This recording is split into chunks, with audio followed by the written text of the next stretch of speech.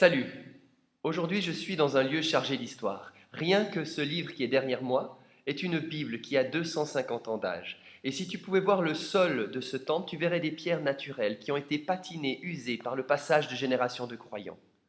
Aujourd'hui, il n'est pas souvent de bon ton de raccrocher sa foi à une longue histoire. Souvent, il m'était donné d'entendre des paroles du genre «Oh, le christianisme, hein, on connaît. Le protestantisme, on connaît. Ce qu'on connaît surtout, c'est qu'en regardant l'histoire, c'est de voir ce sur quoi ont débouché toutes les belles idées de Jésus.» Et là, la personne de lister les croisades, les inquisitions, les procès en sorcellerie, les guerres de religion, la destruction du patrimoine.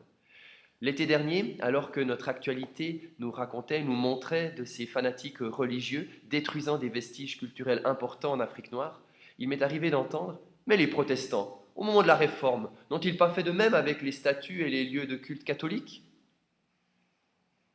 Oui, aujourd'hui, il n'est pas de bon ton parfois de raccrocher sa foi à une longue histoire. Dès lors, comment réagir face à de telles réactions? Faut-il déchirer ses vêtements, se recouvrir de cendres et implorer un deuil perpétuel? Non, je ne le crois pas. L'autre jour, en allant au culte et en étant simplement participant, j'ai entendu une parole qui m'a touché. Elle se trouvait dans l'Évangile selon Jean, une parole tirée de la Bible. Jésus s'adressait à un disciple en disant: Heureux celui qui croit sans avoir vu. Heureux celui qui croit sans avoir vu. Aujourd'hui, avec tous ces 2000 ans de christianisme, avec tout ce que cela charrie, le Christ ne nous dirait-il pas: heureux celui qui croit malgré tout ce qu'il a vu, malgré tous les procès, malgré tous les bûchers allumés en toutes sortes? La foi ne s'appuie pas toujours sur des gestes concrets.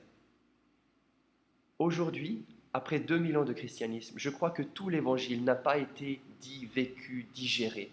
Il y a encore dans l'évangile quelque chose de fort, de puissant, qui demande à s'incarner par nos vies. Dans le haut Moyen Âge, l'Église, à un moment donné, a réussi à imposer des trêves dans les temps qui précédaient Pâques ou Noël, afin de canaliser, juguler un peu la violence qui était dans toute la société.